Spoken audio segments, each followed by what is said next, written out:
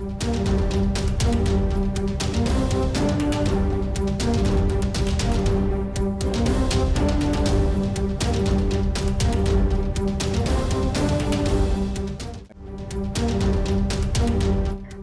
చలో ఢిల్లీ యాత్రలో ఉద్రిక్తతలు చోటు చేసుకున్నాయి. శంభు సరిహద్దు దగ్గర హైటెన్షన్ నెలకొంది.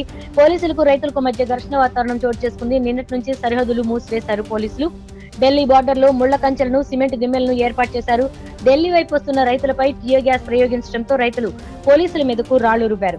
పంజాబ్, హర్యానా, ఉత్తరప్రదేశ్ నుంచి రైతులు వచ్చి అక్కడకు చేరుకుంటూ ఉండడంతో ఎప్పుడు ఏం జరుగుతుందోనన్న టెన్షన్ నెలకొంది.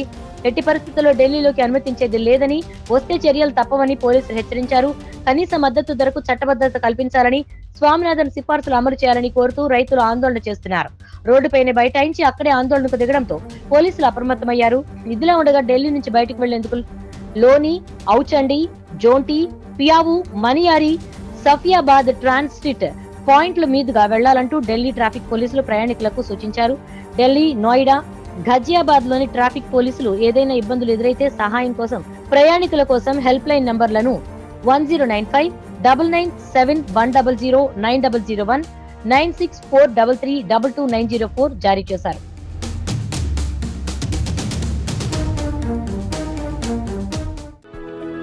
For more interesting updates, do like, share and subscribe to Volga News.